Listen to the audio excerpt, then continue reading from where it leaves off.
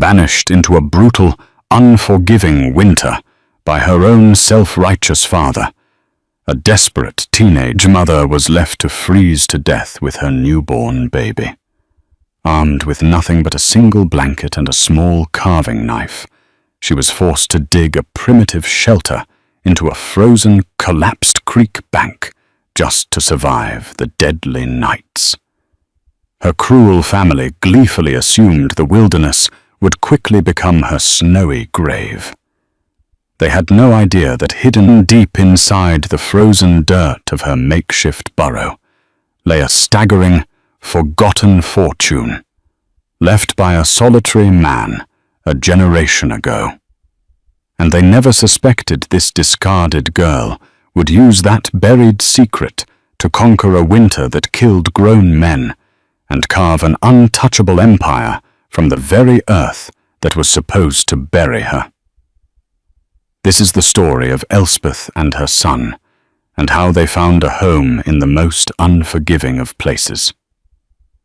Elspeth was born in the autumn of 1878, the third child and only daughter of Martha and Josiah Kane. Their homestead was a hard place, carved from the unforgiving soil of the high plains where the wind blew without cease and the winters came down from the north like a judgment. Josiah was a man of severe and unbending faith, a man who saw God not in mercy, but in hardship, and he ruled his family with the same iron will he used to break the land. Martha was his echo, a woman worn smooth by work and scripture, her kindnesses small and infrequent and like wild flowers in a rock field. Elspeth grew up in a world of straight lines and hard surfaces, the rigid rows of corn, the sharp angle of the church steeple, the unyielding wooden pew where she sat for hours on Sundays listening to her father's lay sermons on providence and damnation. She learned early that silence was a virtue and that questions were a form of pride. She was a quiet child, observant and self-contained, with a stillness about her that was often mistaken for obedience. While her brothers were taught to work the fields, she was taught the endless circular tasks of the house, mending, churning, baking, scrubbing. But her spirit lived elsewhere, in the vast, untamed prairie that stretched beyond their fences. It was there she met Silas Blackwood. He was an old man, a trapper and a widower, who lived alone in a small sodden timber dugout a few miles up the creek. The other homesteaders considered him half wild, a relic of an older time. But to Elspeth, he was a teacher. She would slip away from her chores, drawn to the thin curl of smoke from his chimney. He never asked why she came, and she never offered an explanation. He simply accepted her presence, as he accepted the presence of the deer that came to drink from his spring. Silas taught her a different kind of scripture, the one written in the tracks of animals, the bend of the willow, the color of the evening sky. He taught her how to read the land, to know which berries were safe and which roots held medicine. He showed her how to set a snare that was both effective and humane, how to skin a rabbit with a few deft strokes, and how to tan the hide until it was soft as velvet. He taught her the language of the knife, not as a weapon, but as a tool of creation and survival.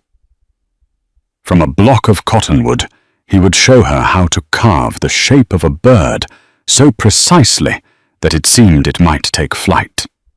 He gave her a small knife of her own, its blade forged from an old file, its handle made of polished elk horn. A good tool is an honest friend, he told her, his voice rough as bark. It will never lie to you. That knife became her most treasured possession, a small secret piece of a world that had nothing to do with her father's God. It was a connection to a man who saw not a daughter to be molded, but a person to be taught. Silas died quietly in his sleep during the winter of her 16th year, and she mourned him with a silent, aching grief that she could show to no one. The young man's name was Thomas, and he came with a survey crew mapping a new line for the railroad. He was full of easy laughter and stories of cities she could barely imagine. And for a few short months in the summer of her 17th year, he brought a startling, brilliant color to her monochrome world. He saw the girl who hid behind the quiet daughter, and he spoke to her not of duty, but of dreams. He did not see sin in her curiosity, only intelligence. He did not see willfulness in her silence, only strength. In a world that had demanded she be small and contained, he made her feel expansive. They met in secret in the cottonwood grove by the creek, the same place she had once met Silas, and there she gave him her heart. When the survey crew moved on at the end of the season, he promised he would come back for her. He never did. Perhaps he never intended to, or perhaps misfortune found on the trail west. She never knew. What she did know, as autumn faded into the grey stillness of winter, was that she was carrying his child. She hid it for as long as she could, her body's betrayal, a terrifying secret beneath the loose fabric of her winter dresses. But life cannot be forever. Her son, Samuel, was born in the last week of September. A small, perfect creature whose first cries shattered the rigid silence of the Kane household forever. The judgment was as swift and cold as the first winter storm. There was no shouting, no debate. Her father, Josiah, did not see a daughter in need of comfort or a grandson in need of shelter. He saw only the stain of sin upon his house. To him, mercy was a weakness, a concession to the devil. His duty was clear, laid out in the unbending text of his faith. The day after Samuel was born, while Elspeth was still weak and bleeding, her mother came into her room. Martha did not meet her daughter's eyes.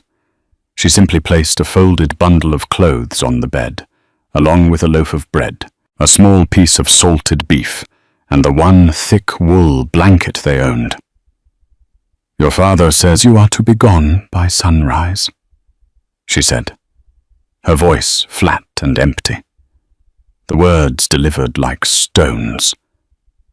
There was no cruelty in her tone, but no warmth either. It was the voice of a woman who had long ago surrendered her own heart to her husband's will. Elspeth did not plead or argue. She knew the futility of it. Arguing with her father was like reasoning with a hailstorm. She simply nodded, a deep, cold stillness settling over her. She spent the night holding her son, memorizing the shape of the room she had known her entire life, the slant of moonlight on the floorboards, the familiar scent of lye soap and dried herbs. She was not just being sent away, she was being erased. At first light, she rose and dressed herself and the baby. She wrapped Samuel tightly in the wool blanket, his small body a warm, precious weight against her own. She put the bread and beef into a canvas sack, along with the only other things that were truly hers, the horn-handled knife from Silas, and a small tin of salve she had made herself from pine pitch and herbs, another of the old trapper's lessons. She walked out of the house without looking back. Her father was waiting by the gate, his face a mask of grim righteousness. He did not speak to her. He simply pointed toward the open prairie, a gesture of final, absolute banishment. He had already packed her small trunk from the attic, containing a few more pieces of clothing and a worn Bible, and set it just outside the property line. He watched as she picked it up, her movements slow and deliberate. She settled the trunk on one shoulder, held her swaddled son in the crook of her other arm, and began to walk. She walked away from the only home she had ever known, a home that had never truly felt like hers, and headed west toward the distant, hazy line of the mountains, with no destination in mind, only a powerful, instinctual pull away from the place of her unmaking. The wind was cold and sharp, and it carried the first hard flakes of snow.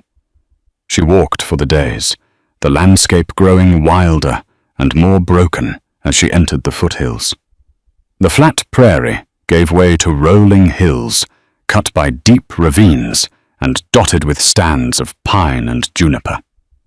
The cold was a constant physical presence, a thing that seeped into her bones. At night, she would find what shelter she could, a rocky overhang, a thicket of brush, and build a small, smoky fire.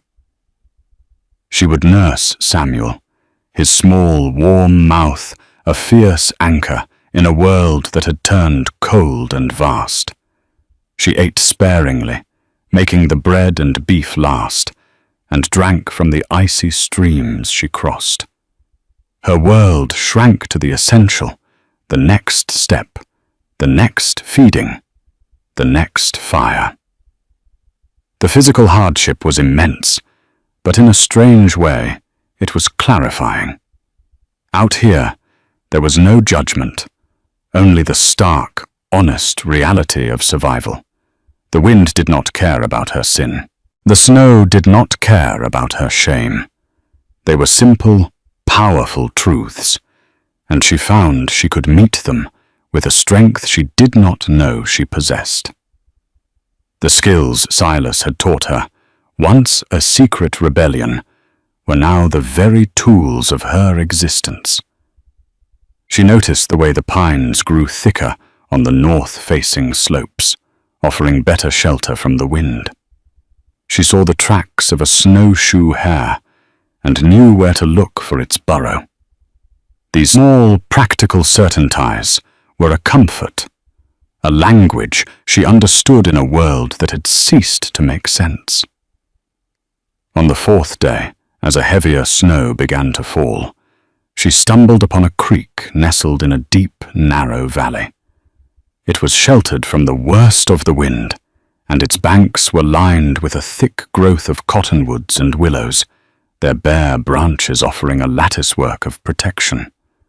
The south-facing bank was a steep wall of earth and stone, nearly 20 feet high. And there, about halfway up, she saw it. A dark hollow, a slump in the earth that suggested a partial collapse. It looked like an old animal den, or perhaps something more. Curiosity and a desperate need for real shelter drove her to investigate. She secured Samuel in a makeshift sling, scrambled up the frozen bank, and peered inside. The opening was small, but it led to a space that had clearly been dug out by human hands long ago. Most of it had caved in, filled with years of dirt and debris, but the back wall, braced by the thick roots of an ancient cottonwood tree, remained intact. It was a ruin, a forgotten hole in the earth. But to Elspeth it was a promise. It was shelter. It was a place to stop walking. She knew, with a certainty that settled deep in her soul, that this was where they would make their stand against the winter. She had no tools but her hands and Silas's small knife, but she had a purpose. She set her son down in a sheltered nook, took a deep breath of the freezing air, and began to dig. The work was brutal. The ground was frozen solid for the first several inches, and she had to chip away at it with the point of her knife, her fingers quickly growing numb and raw. Once she broke through the frost layer, the soil beneath was softer, a mix of dirt and clay, that she could scoop out with her hands. For days, she worked with a single-minded intensity, her body fueled by a dwindling supply of food and an inexhaustible well of maternal desperation.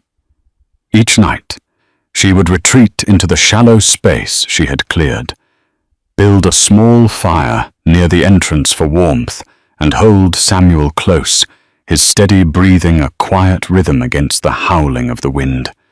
She was hollowing out a life for them, one handful of dirt at a time.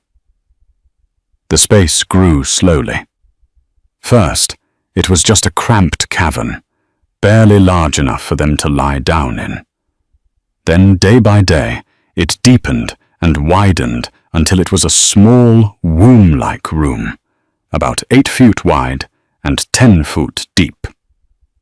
The ceiling was low, just high enough for her to sit up straight, and the back wall was a solid mass of earth and thick, woody roots. She used her knife to smooth the walls and carve small niches into the clay for holding a candle or her tin of salve. She gathered dry grasses and pine boughs to make a thick, insulated bed on the floor. It was a burrow, a den, a primitive and elemental shelter, but it was theirs. It was the first home that had ever truly belonged to her. One afternoon, as she was deepening the back of the burrow, her makeshift shovel, a flat piece of shale, struck something hard and square. It wasn't a rock. The sound was a dull, hollow thud. Her heart quickened. She cleared the dirt away carefully, her fingers tracing the outline of a rotting wooden box about the size of a small trunk. It was wedged deep into the earth, almost hidden behind one of the large cottonwood roots. It took her the better part of an hour to pry it loose from the grip of the earth and the roots. The wood was soft and punky with age, and the iron hinges were rusted nearly through. With final effort, she broke the lock and lifted the lid. Her breath caught in her throat. Inside, nestled in what was once a canvas lining, was a collection of objects that seemed to glow in the dim light of her burrow. There was a heavy leather pouch, cinched tight with a drawstring. She opened it, and a stream of dull yellow gold dust and a handful of small lumpy nuggets poured into her palm. It was more wealth than she had ever seen or imagined. Beside the pouch lay a small oilskin-wrapped package. She unwrapped it to find a stack of old banknotes still crisp, and a small tarnished silver locket. Finally, at the bottom of the box was a letter, a single sheet of paper, folded and sealed with wax. Her hands trembled as she broke the seal and unfolded it. The handwriting was neat and careful. The ink faded, but still legible. It was dated August 1852. To whoever finds this, it began, "My name is Elias Vance. I built this place to wait for my wife Anna and our son Jacob, who were to follow me from Ohio. I came west to find gold and make a place for them. I found some, as you can see, enough for a small farm and a good life. I have been waiting here for 2 years. A month ago, a letter finally reached me. They died of river fever on the Platte. There is nothing left for me back east, and nothing for me here either. I am old now, and my lungs are failing. I do not think I will survive another winter in this place. I leave what I have here. It was meant for my family. If you have found this shelter, perhaps you are in need of it, as I once was. Use it to build a life. Do not let it be for nothing. The locket holds a sketch of my Anna. She was a good woman." Elspeth sank back on her heels, the letter shaking in her hand. The silence of the burrow was profound. She felt the presence of this man, this stranger from another time. His grief and his hope echoing in the small, dark space. He had built this shelter for a family that never came, and now, a generation later, another family had found it. She slowly opened the locket. Inside was a tiny, exquisitely detailed pencil drawing of a young woman with a kind, gentle face. A tear, hot and unexpected, fell from Elspeth's eye and landed on the faded paper. It was not a tear of sadness for herself, but of a deep, resonant sorrow for Elias Vance, and a powerful, overwhelming wave of gratitude. He had left behind more than gold. He had left behind a blessing. His loss had become her improbable salvation. The discovery of the cash changed everything. It was not just the material wealth, but the sudden, powerful infusion of hope. She was no longer just a survivor, clinging to the edge of existence. She was a builder with the means to create a proper home. The first priority was to get real supplies. The nearest place of trade, according to the maps Thomas had once shown her, was a trading post called 3 Creeks, a hard 2-day walk to the south. Leaving Samuel alone for that long was unthinkable. She waited for a break in the weather, for one of the rare, clear winter days when the sun was bright and the wind was still. She bundled Samuel so thoroughly in the wool blanket and furs that only the tip of his nose was visible, and securing him tightly to her chest, she set out. The journey was arduous. The snow was deep in places, and the cold was relentless, but the gold dust in her pouch was a tangible weight of purpose, and it drove her forward.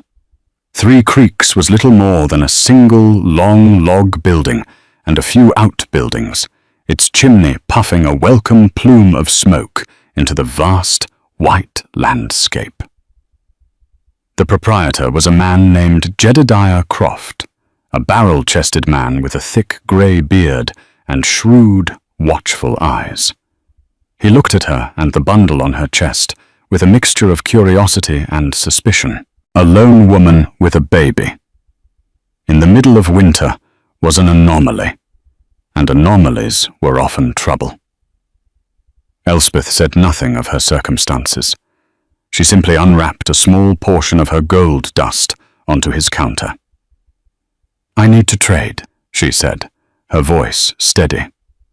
Croft examined the dust, weighing it on a small brass scale. He grunted, his expression unreadable. "What do you need?" She had made a careful list in her head. She needed tools, first and foremost. A good axe, a small shovel, a hammer and nails. She needed a small cast-iron stove, the kind used in line shacks and shepherd's wagons, and she needed food that would last. Flour, salt, coffee, beans, and a side of salt pork. Croft listened to her list, his eyes moving from her face to the gold dust and back again. I was a fair man, if not a friendly one, and the weight of her gold was honest. He began to gather the items, his movements efficient and practiced. He found her a used but sturdy stove, its iron belly, promising a world of warmth. He sold her a sharp, well-balanced axe head, which she would have to haft herself.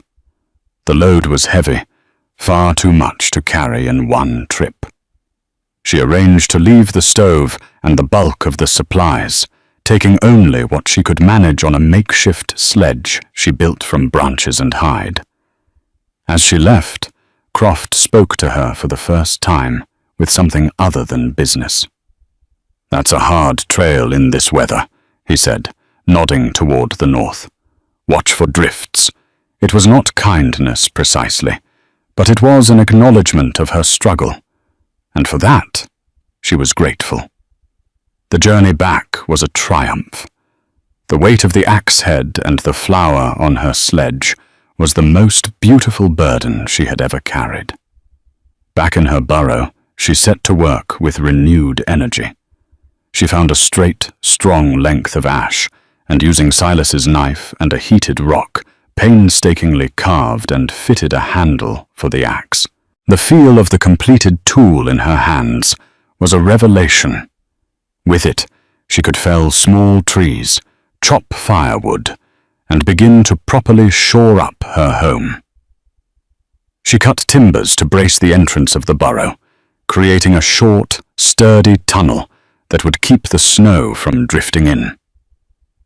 She built a rough but functional door from split logs, chinked with clay and moss. The second trip to Three Creeks to retrieve the stove was even more difficult, but the thought of its warmth was a powerful motivator. Dragging the heavy iron stove on her sledge through the snow was the hardest physical task of her life. But when she finally got it back and settled it into its place in the corner of her burrow, the feeling of accomplishment was profound. She had no proper stovepipe, so her first task was to find a way to vent the smoke. She carefully dug a narrow chimney flue up through the dirt ceiling, lining it with flat stones mortared together with wet clay. It was a smoky, imperfect solution, but it worked. That night, for the first time, she lit a fire in the stove. The small iron box began to radiate a deep, steady heat that filled the entire space. The damp chill that had lived in her bones for months began to recede. She sat on her pine bough bed, nursing Samuel in the warm, flickering light, and felt a sense of security so complete it was almost overwhelming. She was warm, she was fed, and she was safe. Her burrow was becoming a home. Her smoke did not go unnoticed. In a landscape so vast and empty, a thin column of wood smoke was a signal, a sign of human life. A week after she installed the stove, she was outside splitting wood when she saw a figure on horseback approaching from the east. Her first instinct was fear, a tightening in her gut. But the rider was a woman, and she rode not with haste, but with a slow, deliberate pace. The woman dismounted a short distance from the burrow and walked toward her carrying a covered basket. She was older, perhaps in her 50s, with a face mapped by sun and hardship, but her eyes were kind. "I'm Mary O'Connell," she said, her voice gentle. "My homestead is over the next ridge. I saw your smoke and thought you might be in need of company." Elspeth, who had not had a real conversation with another person in months, could only nod, her throat tight. Mary looked at the burrow's entrance, at the neat stack of firewood, at the small, determined woman with an axe in her hand, and her expression softened with understanding. She did not ask questions. She simply lifted the cloth from her basket. "I brought some stew," she said, "and a bit of fresh milk if your little one is old enough." That simple act of kindness, the offering of a warm meal without condition or question, broke through the wall Elspeth had built around herself. She invited Mary inside, and the older woman marveled at the cozy, well-ordered space she had carved from the earth. They sat by the stove, and while Samuel slept, Elspeth found herself telling her story, the words pouring out in a quiet, steady stream. Mary listened patiently, her presence a comforting warmth in the small room. From that day on, Mary became a regular visitor, a lifeline to the human world. She would bring supplies, news, and the simple gift of her time. She taught Elspeth how to make a proper sourdough starter and how to mend clothes with stitches that were nearly invisible. In return, Elspeth shared her firewood and offered her skills in tanning the hides of the rabbits she snared. A quiet friendship formed, built not on shared sentiment, but on a foundation of mutual respect and practical support. Through Mary, Elspeth learned she needed a proper stovepipe and door hinges if she was to be truly secure. Mary told her of Abner Finch, the blacksmith at 3 Creeks, a man known for his skill and his taciturn nature. On her next trip for supplies, Elspeth sought him out. Abner was a tall, lean man with soot permanently etched into the lines of his hands. He listened to her request for a stovepipe and hinges, his gaze direct and serious. He asked for the precise measurements, which she provided, scratched onto a piece of bark. He nodded. "Come back in 2 days." When she returned, he had forged a perfect set of hinges and a sturdy, well-seamed pipe, the craftsmanship evident in every detail. He charged her a fair price in gold dust, and as she left, he added, "A good door keeps the winter out, but a good neighbor lets the spring in." It was the most he had ever said at one time, and the words stayed with her. A piece of simple, hard-won wisdom.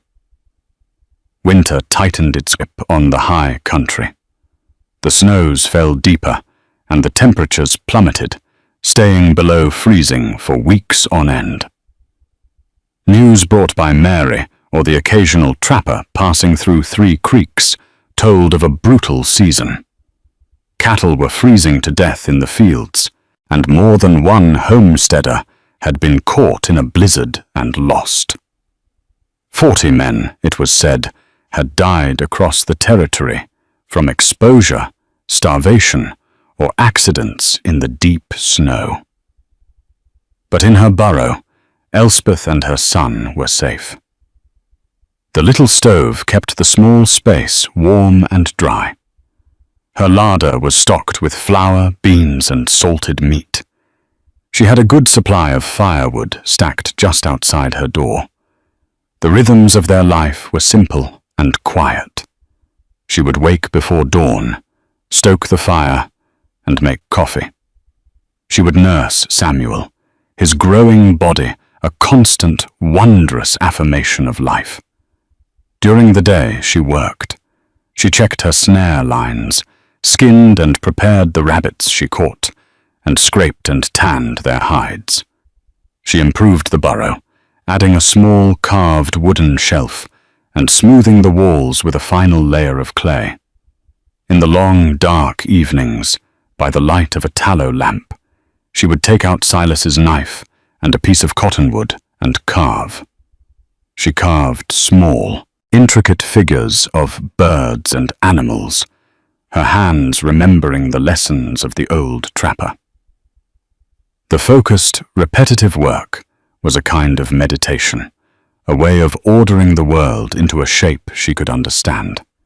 She was no longer just the cast-out daughter of Josiah Cain. She was a woman who could read the weather in the sky, who could build a door and set a snare, who could turn a piece of wood into a living thing. She was the mother of Samuel, a healthy, thriving boy who was beginning to smile and coo in his sleep. She became a known, if enigmatic, part of the small, scattered community. Jedediah at the trading post called her the Creek Woman and began setting aside small things he thought she might need. Abner the blacksmith fashioned her a small, sharp blade for her fine carving work, asking for nothing in return. Mary O'Connell became like an aunt to Samuel, her visits a source of joy and comfort. They did not pry into her past. They simply accepted her as she was, a quiet, capable woman who had made a home in an impossible place. Her life was not easy, but it was a life built not on the rigid doctrines of her father, but on the practical, honest truths of the earth and the quiet, steady kindness of strangers. The burrow was more than a shelter. It was a testament. It was proof that a life could be built from what others had abandoned, that a home could be found in the wreckage of a loss. As the days began to lengthen and the iron-hard grip of winter started to soften, Elspeth would sometimes sit at the entrance of her burrow in the late afternoon, watching the light change on the snow-covered hills. The world was still white and frozen, but there was a new promise in the air, a subtle shift in the angle of the sun. Samuel would be sleeping soundly inside, wrapped in a soft rabbit fur blanket she had made for him. In these quiet moments, her thoughts would often drift. She would think of her family, of the cold, hard house she had left behind. There was a dull ache there, a sadness for the love she had never been given. But it was no longer a sharp, open wound. It was a scar, a part of her history, but it did not define her present. She would take out the two objects she kept in a small wooden box she had carved. One was the horn-handled knife from Silas Blackwood, its blade worn smooth with use, its handle gleaming with the patina of her own hand.